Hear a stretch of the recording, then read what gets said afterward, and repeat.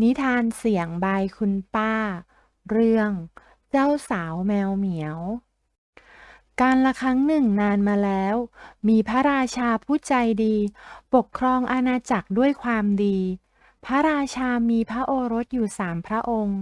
แต่ละพระองค์ล้วนเป็นเจ้าชายรูปงามอยู่มาวันหนึ่งพระราชาเรียกเจ้าชายทั้ง3เข้าไปพบและตรัสว่าตอนนี้เจ้าชายทั้ง3ถึงวัยที่จะต้องแต่งงานแล้ว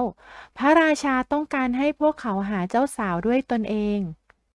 พระราชาได้หยิบไม้เท้ามา3 อันและตรัสว่าไม้เท้าแต่ละอันจะแทนตัวของเจ้าชายแต่ละคน ไม่ว่าไม้เท้าจะชี้ไปทางไหน เจ้าชายต้องเดินทางไปตามหาเจ้าสาวทางทิศนั้น แล้วพระราชาก็โยนไม้เท้าขึ้นไปบนฟ้า เมื่อไม้เท้าตกลงมาปรากฏว่า ไม้เท้าอันแรกของเจ้าชายองค์โตชี้ไปยังทิศเหนือซึ่งเป็นทิศที่มีดินแดนของบารอนปกครองอยู่ไม้เท้าอันที่2ของเจ้าชายองค์รองชี้ไปยังทิศใต้ซึ่งเป็นทิศที่มีดินแดนของเขาปกครองอยู่ และไม้เท้าอันสุดท้ายของเจ้าชายองค์เล็กชี้ไปทางทิศตะวันออกซึ่งเป็นทิศที่มีป่าทึบผืนใหญ่เจ้าชาย2 พระองค์หัวเราะเยาะเจ้าชายองค์เล็กแล้วเจ้าชายทั้งหมดก็ออกเดินทางไปตามทิศที่ไม้เท้าชี้เจ้าชายองค์เล็กเศร้าใจมากเขาสิ้นหวังเพราะไม่คิดว่าเขาจะสามารถพบเจ้าสาวในป่าทึบได้ ขณะที่เขากำลังเดินลึกเข้าไปในป่าทึบ เขาก็พบกับเจ้าแมวน้อยขนปุยสีขาวจ้องมองเขาอยู่ เจ้าแมวน้อยเดินตามเขาไปเป็นระยะ ตอนแรกเจ้าชายก็ไม่สนใจ แต่ด้วยความน่ารักของเจ้าแมวน้อย สุดท้ายเจ้าชายก็อุ้มมันขึ้นมา แล้วกล่าวระบายความในใจ เสด็จพ่อต้องการให้เขาตามหาเจ้าสาว แต่เขาจะตามหาเจ้าสาวในป่าทึบนี้ได้อย่างไร ทันใดนั้น เจ้าแมวน้อยก็ตอบว่า อย่าห่วงไปเลย ข้าจะเป็นเจ้าสาวของท่านเอง เจ้าชายได้ยินดังนั้นก็หัวเราะและบอกว่า มันเป็นไปไม่ได้ แต่เจ้าแมวน้อยก็ไม่ละความพยายาม พูดจาหวานล้อมขยันขยอเจ้าชายทุกวิถีทาง เจ้าชายไม่สามารถออกไปจากป่าแห่งนี้ได้ หากเขาไม่สัญญาว่าจะแต่งงานกับเจ้าแมวน้อย สุดท้ายเจ้าชายคิดว่าในเมื่อเขาไม่สามารถหาหญิงสาวในป่าทึบแห่งนี้ได้ก็คงมีเพียงเจ้าแมวน้อยเท่านั้นที่เขาจะพากลับไปได้ดังนั้นเจ้าชายจึงตอบตกลงและกลับไปยังปราสาท เมื่อมาถึงปราสาทเจ้าชายองค์โตและเจ้าชายองค์รองได้กลับมาถึงปราสาทเรียบร้อยแล้ว ทั้งคู่ได้รายงานการเสาะหาเจ้าสาวแก่พระราชา โดยเจ้าชายองค์โตได้ลูกสาวของบารอนเป็นเจ้าสาว และเจ้าชายองค์รองได้ลูกสาวของเขาเป็นเจ้าสาว เมื่อเจ้าชายองค์เล็กมาถึง เขาบอกพระราชาว่ากำลังตัดสินใจอยู่ ขอเวลาอีกสักหน่อย จากนั้นพระราชาก็บอกให้เจ้าชายทั้ง3ไปนำช่อดอกไม้สำหรับการแต่งงานมาจากเจ้าสาว เจ้าชาย2 พระองค์แรกเดินทางไปดินแดนที่เจ้าสาวของเขาอยู่ด้วยความยินดี แต่เจ้าชายองค์เล็กเดินกลับไปยังป่าทึบอย่างเศร้าใจ เมื่อมาถึงชายป่า เจ้าแมวน้อยกำลังรอเขาอยู่ เมื่อมาถึงเขาก็นั่งลงข้างแมวน้อยด้วยสีหน้าเศร้าใจ แมวน้อยจึงถามว่า เจ้าชายเศร้าใจเพราะอะไร เจ้าชายตอบว่าจะไม่เศร้าได้อย่างไร เสด็จพ่อให้เราเอาช่อดอกไม้จากเจ้าสาวของเรากลับไป แล้วเราจะไปเอาจากที่ไหน ในเมื่อเจ้าสาวของเราเป็นแมวเหมียว เจ้าแมวน้อยหัวเราะแล้วบอกว่าอย่าห่วงไปเลยท่านนอนพักอยู่ที่นี่เถอะ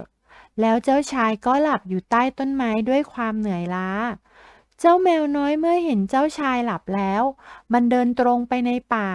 ไปยังต้นไม้ใหญ่ที่มีโพรงขนาดใหญ่อยู่กลางต้นไม้เจ้าแมวน้อยข่วนต้นไม้หลายทีทันใดนั้นก็ปรากฏแมว3 ตัวออกมาจากโพรงไม้แมวตัวแรก นำดอกไม้เงินมาให้ แมวตัวที่สองนำดอกไม้ทองมาให้และแมวตัวที่สามนำดอกไม้เพชรมาให้ เจ้าแมวน้อยรับดอกไม้มาจัดเป็นช่ออย่างสวยงาม เมื่อเจ้าชายตื่นขึ้นพบช่อดอกไม้ของแมวน้อย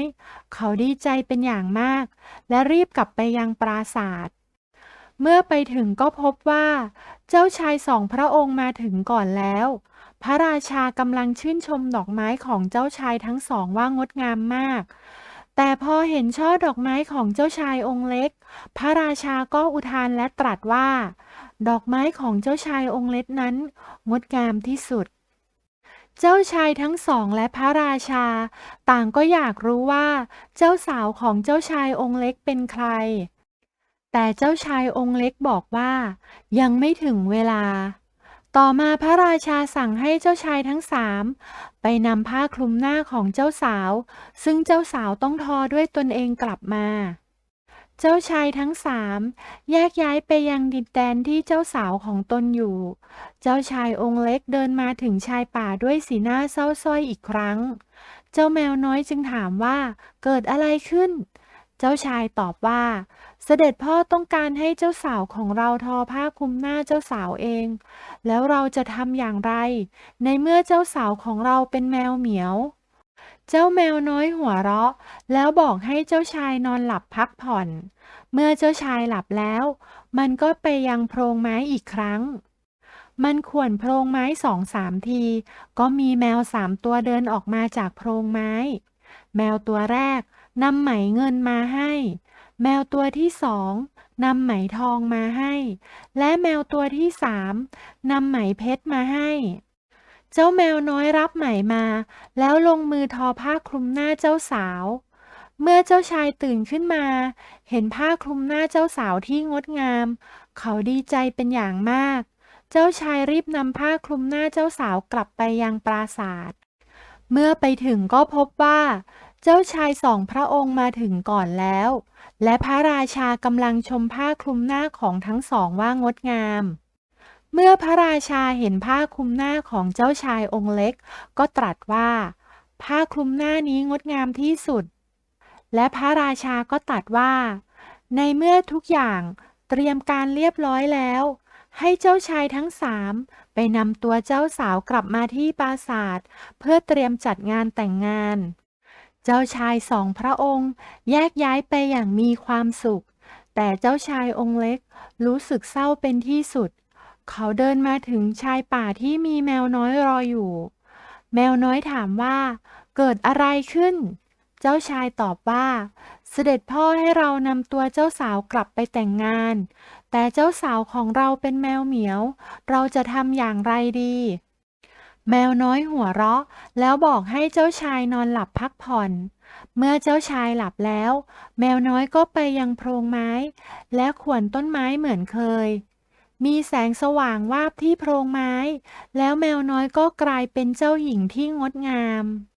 เมื่อเจ้าชายตื่นขึ้นพบกับเจ้าหญิงแสนสวย ก็รู้สึกแปลกใจ เจ้าหญิงเล่าว่า พระองค์โดนสาปให้เป็นแมว และคำสาปจะหายไปก็เมื่อมีคนมาขอพระองค์แต่งงาน เจ้าชายดีใจมาก จึงรับเจ้าหญิงกลับไปยังปราสาท เมื่อมาถึงทุกคนต่างชื่นชมยินดี เจ้าหญิงเป็นเจ้าสาวที่งดงามที่สุดในบรรดาเจ้าสาวทั้งหมด เมื่องานเลี้ยงอภิเษกสมรสกำลังดำเนินไป ก็มีพระราชาจากต่างเมืองมาขอพบ ซึ่งพระราชาจากต่างเมืองก็เป็นพระบิดาของเจ้าหญิงนั่นเอง พระองค์ดีใจมากที่เจ้าหญิงคลายคำสาปได้ อีกทั้งยังมีคู่ครองที่เหมาะสม หลังจากนั้นทุกคนต่างฉลองร้องเพลงและเต้นรำกันอย่างมีความสุข